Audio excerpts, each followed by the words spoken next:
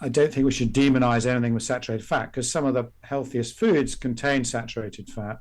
For example, good quality cheese has lots of saturated fat in it, but it's also probiotic. It's got live microbes, or at least it does in European cheeses. I'm not sure the some of the American home ones aren't as great. It tastes like cardboard. Yeah, so That's the my ones that come favorite in too. those slices may not be as live, but it's a good example that studies have shown, certainly in Europe, that people who eat a lot of cheese are actually have less heart disease than people who don't eat cheese. Hmm. Um, Olive oil is 12% saturated fat, and if you have good quality olive oil, you reduce most of your risk of disease, cancer, dementia, heart disease by about a third. So it also depends what else is in that food. So again, my view is that we shouldn't be targeting saturated fat levels. We should be looking at the quality of the food you're eating and making sure it's not ultra processed. That's much more important.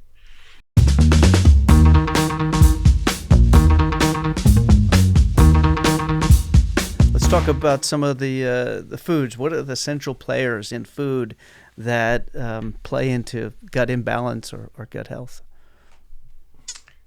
Um, well, the good guys are things like fiber, so diversity of plants, and this, you know, when I'm writing books about food, this is a key practical tip is for people to get more, not only more fiber into their diet, because 90% of Americans are deficient in fiber, Hmm. but get diverse fibers, so lots of different plants. Hmm. And because your microbes are really specific and fussy about the foods they eat. And so it's not just having kale salads every day isn't going to give you a wide diversity of microbes. You Hmm. need these, we think, 30 different plants a week to maximize your gut health. And that was a study we did about 10 years ago now with the British gut combined with the American gut. And we did about lots of people, and that was the sweet spot. And it didn't matter if you're a meat eater or a fish eater or a vegan. If you got those 30 plants, you had good gut health. So that's the first thing. And so each plant, and that's a nut. It's also a nut, a seed, a spice, an herb. They all count as plants. We forget what plants are. Can Even I can I cup of just coffee. Cup of coffee counts as well. can I just bring up? Can you give us a frame of reference for what that would look like? 30 plants per week. Um, I hear that, and to me, I'm like, I don't know if I can even name 30 plants per week. You know, like, can you give us maybe a sort of a practical guide on how to achieve something like that, if that's something that you're recommending? Yes. Well, as I said, you've got to move away from thinking about it's all different types of kale, right? Right. So it's every type of fruit, it's every type of vegetable, Mm. it's every type of nut you've ever heard of, every type of seed you've ever heard of, and then every herb and every spice you've ever heard of. Mm-hmm. And the herbs and spices, you don't need much of them because they're highly concentrated plants. You just need, you know, a teaspoon of them, and that's enough. So what I do to get my 30 a day, just to give you an idea, is I have what's called a diversity jar where I fill it with various nuts and seeds, and I sprinkle that for my morning on my yogurt, and then I've ticked 10 off my list, right? Or I can put it on my salads. Um, so there's different colored plants will also give you different chemicals, therefore they count. So a red pepper is going to be different to a yellow pepper or a green pepper. It's actually much easier than you think when you Mm. do this. And people show that just adding a spice mix to your plate will improve your gut microbes Mm. considerably. So, yeah, okay, the average American only has about we think about nine to ten different plants a week. So for many, it is a bit of a shift, but it's a shift in mentality rather than 5 a day, always having the same ones. Right. You're actually trying to find new things. It's quite fun. So Yeah. we've got a cookbook just come out of the UK. It's going to come out in the US next year. Really trying to get people to eat more foods in this way, and it's fun, and it brings in the second sort of general rule, which is eat the rainbow. So because different coloured plants are telling you they've got defence chemicals in them called polyphenols, which you may have heard of. Mm-hmm. And the more brightly coloured, the more of these chemicals there are, and the more bitter tasting, the more you have of them. And these are like rocket fuel for your gut microbes. So there are two ways everybody can improve their gut health in that way. And the third one is fermented foods, where the average American hardly has any fermented food, and usually it's ultra processed.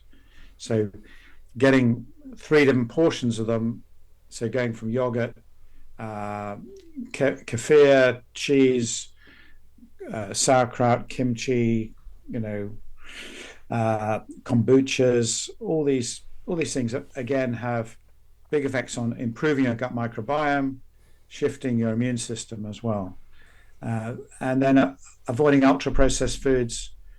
60% of food in the US for adults is ultra processed. Getting it down towards 10%, which is what southern Mediterranean countries have, I think it is really important. And finally, I'm a big fan of time restricted eating for the gut microbes, so that helps you heal your gut at night, and gives your gut a rest. Yeah. So what are the hours that you're recommending relative to the time restricted eating? Well, I'm a big fan of trying whatever suits you. So we did a big study actually with Zoe, a sort of citizen science project, where 140,000 people said they would do it. About a third of people gave up pretty quickly. We asked them to do 3 weeks of a 10-hour eating window and a 14-hour fasting window, eating the same amount of food. So you're supposed to have the same calories. You're not trying to diet. And a third found it quite tricky. They did it a bit. A third loved it, and they're still doing it. So I think it's very personal. It all comes down to this. We mustn't try and say there's the same plan for everybody. When I wake up in the morning, I don't know about you, but I'm not starving at 7 a.m. I don't suddenly feel like food. And many people are like me and probably don't have to eat until 11 in the morning. And so it suits me, but I know I've got colleagues who do feel hungry when they wake up, and they've just got to get something in their belly. So we're all different. Yeah. Sugar is a very hot topic, and I've seen I believe there's a movement now against eating fruits because they contain, I think, fructose. So now people are saying that you should be avoiding fruits because of that. Please give us some insight into sugar. Well, as a general rule, avoid listening to anyone saying you should avoid this one thing. Right. As this will cure your disease. Yes. We're Okay. tagging that. Okay, so this is reductionism, and if it was that simple, we'd have all discovered the secret to life, wouldn't we? If it was all just stopping eating one thing. Yeah. And it goes through phases, and social media makes this worse. Everyone's an expert on that one thing. And it can be gluten, it can be lectins in plants, it can be fructose in certain fruits, it can be whatever you want it to be, but basically it's generally BS. And beware the quick fix, and realize that if you eat a whole variety of foods, it doesn't matter, because it's what goes onto your plate, what goes into your gut, It's not that one item that's going to cause you damage, unless you are on some weird crackpot diet that insists you only eat cabbage, or you're doing this fasting regime. Mm-hmm. So um, when you think of food as 70,000 chemicals, it's a nonsense that you can think that just one of them is going to screw you up, and evolution hasn't taught us to deal with that. Yeah. You know, you want to be having natural chemicals in food. So if there's lots of fructose in a bit of ultra processed food that you weren't supposed to eat, or then that's a reason to maybe avoid it. But I'd be also avoiding the other 30 chemicals in it. So yeah, I don't worry about any of those particular ideas, which might be a problem if you only ate that fruit. So if you had a smoothie with, I don't know, 20 mangoes in it, that could cause you problems, but you're unlikely to eat those in nature. Yeah.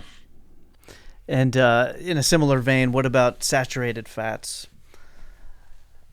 Most are fine in the context of a normal diet. I mean, if you're only eating saturated fat and it's fried foods, that can be a problem. So if you eat, there's nothing wrong with fats in general.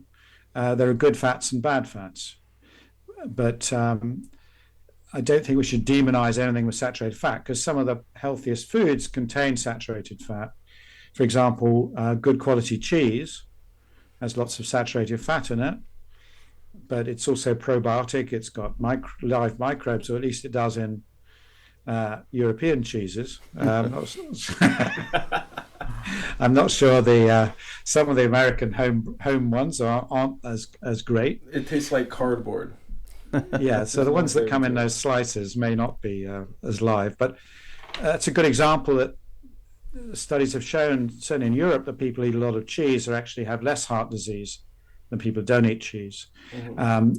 Olive oil is 12% saturated fat, and if you have good quality olive oil, you reduce most of your risk of disease, cancer, dementia, heart disease by about a third.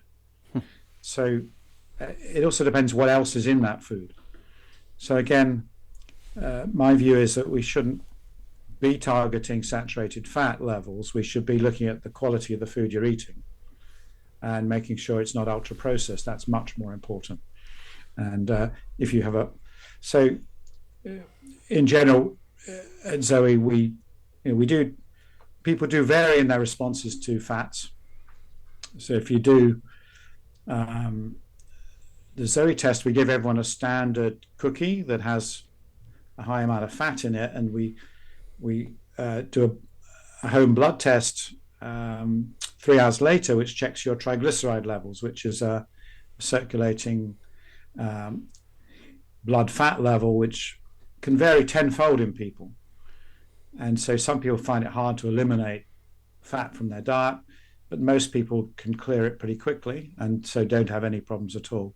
Mm-hmm. So I'm one of those people that have very poor sugar response, and I used to eat lots of carb breakfasts and things and low fat diets because that's what most doctors are taught.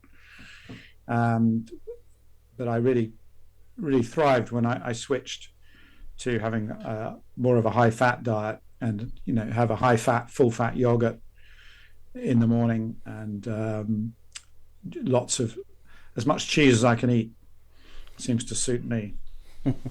So let's talking about meat real quick. I think meat is a very hot topic too. The 2024 Alzheimer's Disease Association conference just presented that eating at least a quarter serving of processed red meat per day was associated with a 14% higher risk of dementia.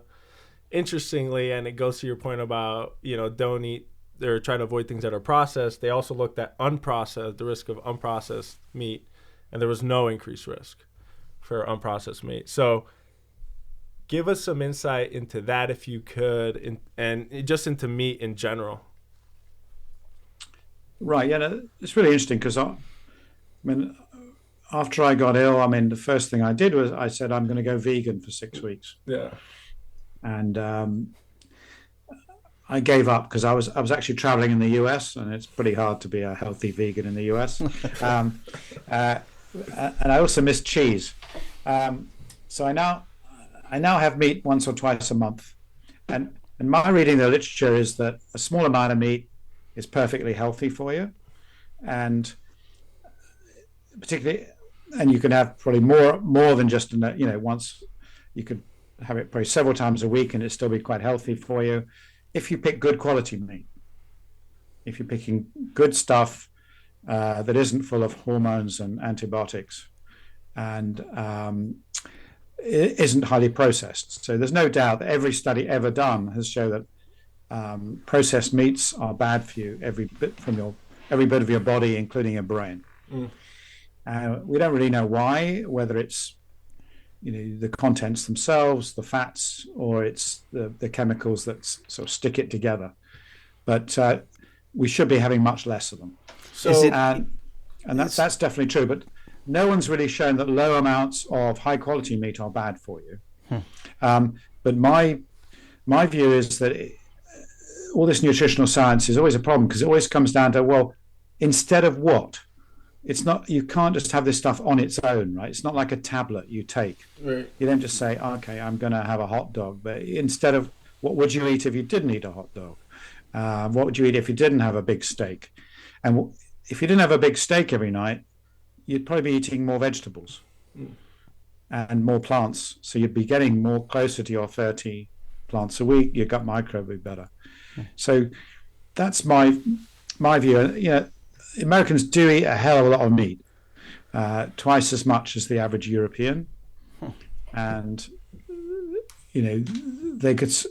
That means there's not much room on the average American plate for plants. So that's a good reason to cut back. I don't think there's any hard evidence to give it up completely, but having it once or twice a week rather than every 3 times a day would certainly be sensible, and spending more money on higher quality meat rather than this cheap stuff that is often cheaper than a salad. Mm-hmm. So when we're talking about processed meat, this is hot dogs and cold cuts, but how can you tell if a piece of steak or poultry is processed or unprocessed? Well, you've got to know where it's coming from. And, we need to ask more from the suppliers. And there's big differences in how, the meat is raised, whether it's grass-fed, organic, or it's, the cheapest one from South America that is full of all kinds of hormones and things. So I think, and the same goes for chickens, huge range. But if you're paying virtually nothing for it, you can be pretty sure where it is on the food chain. Right. Yeah. So I think, I'd rather people ate less of this stuff, and they were a bit pickier about where it was coming from and what chemicals are in there. There's still too much antibiotic use in meat production, and that small amounts get into our gut, and that can actually impact our microbes, and maybe one reason, why the American gut is so poorly.